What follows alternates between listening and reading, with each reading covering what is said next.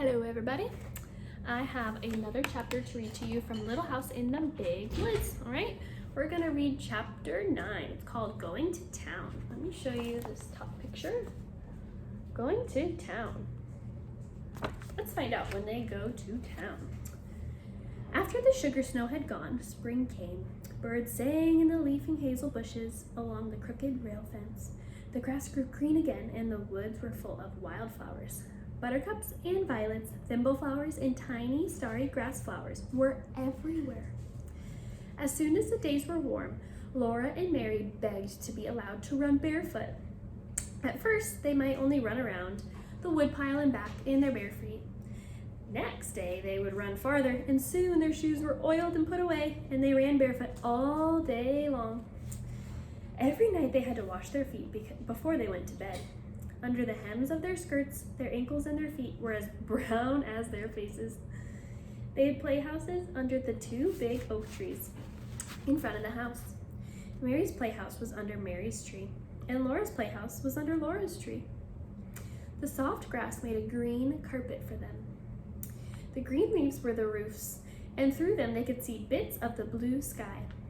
Pa made a swing of tough bark and hung it to a large, low branch of Laura's tree. It was her swing because it was her tree. But she had to be unselfish and let Mary swing in it whenever she wanted to. Mary had a cracked saucer to play with, and Laura had a beautiful cup with only one big piece broken out of it. Charlotte and Nettie, the two little wooden men Pa had made, lived in the playhouse with them. Every day they made fresh leaf hats for Charlotte and Nettie, and they made little leaf cups and saucers to set on their table. The table was a nice, smooth rock. Suki and Rosie, the cows, were turned loose in the woods now to eat the wild grass and the juicy new leaves.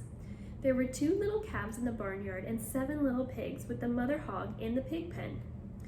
In the clearing he had made last year, Pa was plowing the stumps and putting in his crops.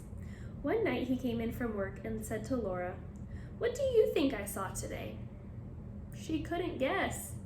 "Well," Pa said, "when I was working in the clearing this morning, I looked up, and there at the edge of the woods stood a deer. She was a doe, a mother deer, and you'll never guess what was with her." "A baby deer," Laura and Mary guessed together, clapping their hands. "Yes," Pa said, "her fawn was with her. It was a pretty little thing, the softest fawn color with big dark eyes. It had the teeniest feet, not much bigger than my thumb. And it had slender little legs and the softest muzzle. It stood there and looked at me with its large, soft eyes, wondering what I was. It was not afraid at all." "You wouldn't shoot a little baby deer, would you, Pa?"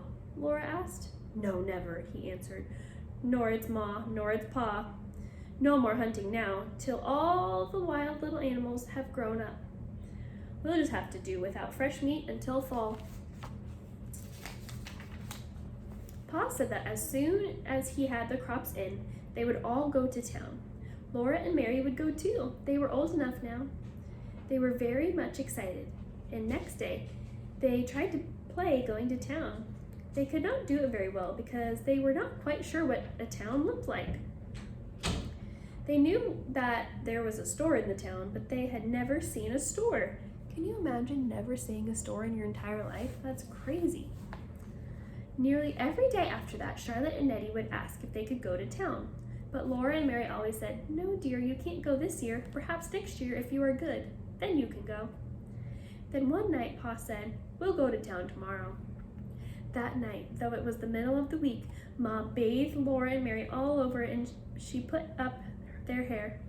She divided their long hair into wisps, combed each wisp with a wet comb, and wound it tightly on a bit of rag. There were knobby little bumps all over their heads, whichever way they turned on their pillows. In the morning, their hair would be curly. They were so excited that they did not go to sleep at once. Ma was not sitting with her mending basket as usual. She was busy getting everything ready for a quick breakfast and laying out the best stockings and petticoats and dresses and Pa's good shirt and her own dark brown calico with the little purple flowers on it. The days were longer now. In the morning, Ma blew out the lamp before they finished breakfast. It was a beautiful, clear spring morning. Ma hurried Laura and Mary with their breakfast, and she washed the dishes quickly. They put on their stockings and shoes while she made the beds. Then she helped them put on their best dresses, Mary's china blue calico and Laura's dark red calico. Mary buttoned Laura up the back, and then Ma buttoned Mary. Ma took the rags off their hair and combed it into long round curls that hung down over their shoulders. She combed so fast that the snarls hurt dreadfully. Mary's hair was beautifully golden, but Laura's was only a dirt-colored brown. When their curls were done, Ma tied their sunbonnets under their chins. She fastened her collar with a gold pin, and she was putting on her hat when Pa drove up to the gate. She had curried the horses till they shone. She had swept the wagon box clean and laid a clean blanket on the wagon seat. Ma, with baby Carrie in her arms, sat up on the wagon seat with Pa, and Laura and Mary sat on a board fastened across the wagon box behind the seat. They were happy as they drove through the springtime woods. Carrie laughed and bounced. Ma was smiling, and Pa whistled while he drove the horses. The sun was bright and warm on the road. Cool, sweet smells came out from the leafy woods. Rabbits stood up in the road ahead, their little front paws dangling down and their noses sniffing, and the sun shone through their tall, twitching ears. When they bounded away with a flash of little white tail. Twice Laura and Mary saw deer looking at them with their large dark eyes from the shadows among the trees. It was 7 miles to get to town. The town was named Pepin, and it was on the shore of Lake Pepin. After a long time, Laura began to see glimpses of blue water between the trees. The hard road turned so soft into sand. The wagon wheels went deep down in it, and the horses pulled and sweated. Often Pa stopped them to rest for a few minutes. Then all at once the road came out of the woods, and Laura saw the lake. It was as blue as the sky, and it went to the edge of the world. As far as she could see, there was nothing but flat, blue water. Very far away, the sky and the water met, and there was a darker blue line. The sky was large overhead. Laura had never known that the sky was so big. There was so much empty space all around her that she felt small and frightened, and glad that Pa and Ma were there. Suddenly, the sunshine was hot. The sun was almost overhead in the large empty sky, and the cool woods stood back from the edge of the lake. Even the big woods seemed smaller under so much sky. Pa stopped the horses and turned around on the wagon seat. He pointed ahead with his whip. "There you are, Laura and Mary," he said. "There's the town of Pepin." Laura stood up on the board, and Pa held her safe by the arm so she could see the town. When she saw it, she could hardly breathe. She knew how Yankee Doodle felt when he could not see the town because there were so many horses. Right on the edge of the lake, there was one great big building. That was the store, Pa told her. It was not made of logs. It was made of wide gray boards running up and down. The sand spread all around it. Behind the store there was a clearing, larger than Pa's clearing in the woods at home. Standing among the stumps there were more houses than Laura could count. They were not made of logs either. They were made of boards, like the store. Laura had never imagined so many houses, and they were so close together. Of course, they were much smaller than the store. One of them was made of new boards that had not had time to get gray. It was the yellow color of newly cut wood. People were living in all these houses. Smoke rose up from their chimneys. Though it was not Monday, some woman had spread out a washing on the bushes and stumps by her house. Several girls and boys were playing in the sunshine in the open space between the store and the houses. They were jumping from one stump to the next stump and shouting, "Well, that's Pepin," Pa said. Laura just nodded her head. She looked and could not say a word. After a while, she sat down again, and the horses went on. They left the wagon at the shore of the lake. Pa unhitched the horses and tied one to each side of the wagon box. Then he took Laura and Mary by the hand, and Ma came beside them, carrying baby Carrie. They walked through the deep sand to the store. The warm sand came in over the tops of Laura's shoes. There was a wide platform in front of the store, and at one end of it, steps went up to it out of the stand. Laura's heart was beating so fast that she could hardly climb the steps. She was trembling all over. This was the store to which Pa came to trade his furs. When they went in, the storekeeper knew him. The storekeeper came out from behind the counter and spoke to him and to Ma, and then Laura and Mary had to show their manners. Mary said, "How do you do?" But Laura could not say anything. The storekeeper said to Pa and Ma, "That's a pretty little girl you've got there."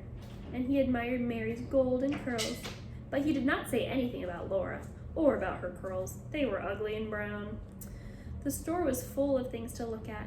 All along one side of it were shelves full of colored prints and calicos. There were beautiful pinks and blues and reds and browns and purples on the floor along the sides of the plank counters.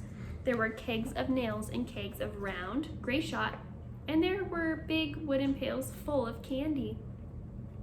There were sacks of salt and sacks of store sugar. In the middle of the store was a plow made of shiny wood with a glittering bright plowshare. And there were 6 axe heads and hammer heads and saws and all kinds of knives, hunting knives and skinning knives and butcher knives and jackknives. There were big boots and little boots, big shoes and little shoes. Laura could have looked for weeks and not seen all of the things that were in that store. She had not known there were so many things in the world. Pa and Ma traded for a long time. The storekeeper took down bolts and bolts of beautiful calicos and spread them out for Ma to finger and look at for the price. Laura and Mary looked, but must not touch. Every new color and pattern was prettier than the last, and there were so many of them. Laura did not know how Ma could ever choose. Ma chose 2 patterns of calico to make shirts for Pa, and a piece of brown denim to make him a jumper. Then she got some white cloth to make sheets and underwear. Pa got enough calico to make Ma a new apron. Ma said, "Oh no, Charles, I do not really need it."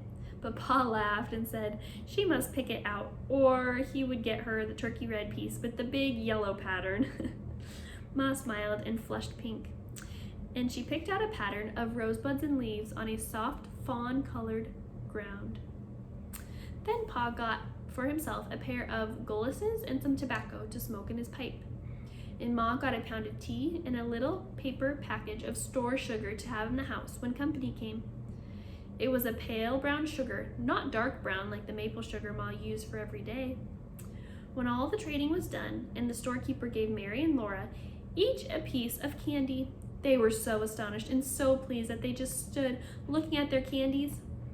When Mary remembered and said, "Thank you," Laura could not speak. Everybody was waiting and she could not make a sound.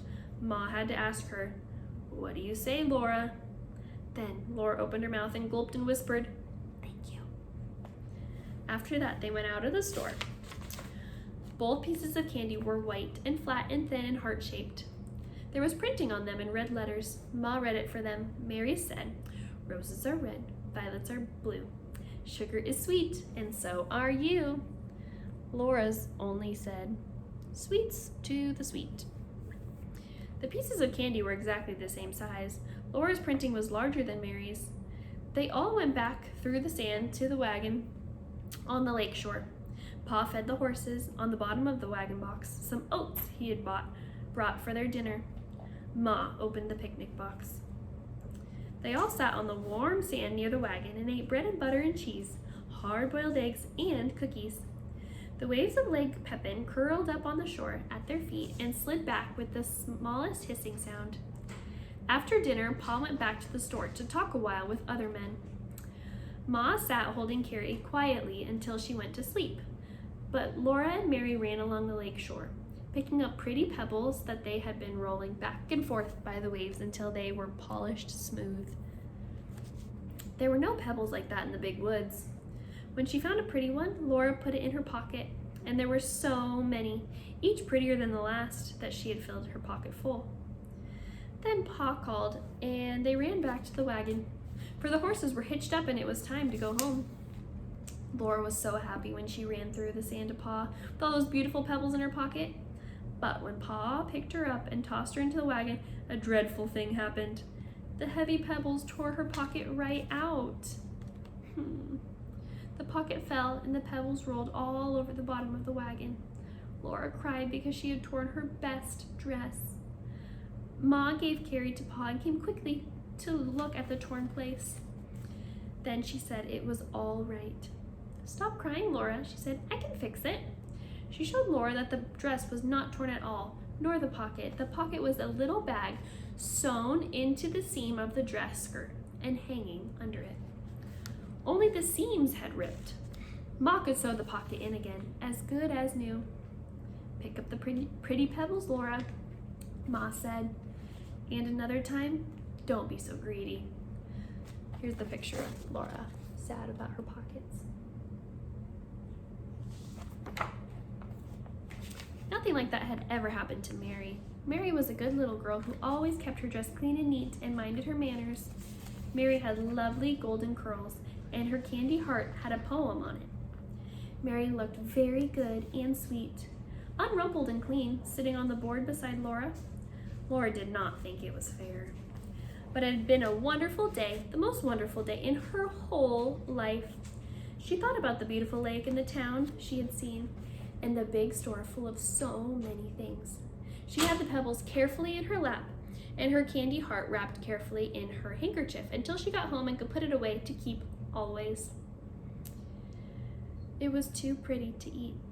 The wagon jolted along on the homeward road through the big woods. The sun set and the woods grew darker, but before the last of the twilight was gone, the moon rose, and they were safe because Pa had his gun. The soft moonlight came down through the treetops and made patches of light and shade on the road ahead. The horses' hooves made a cheerful clippity-clop. Laura and Mary did not say anything because they were very tired, and Ma sat silently holding baby Carrie, sleeping in her arms. But Pa sang softly, "Mid pleasures and palaces though we may roam, be it ever so humble, there's no place like home." And that is the end of our chapter. Thank you for reading along with me, my friends.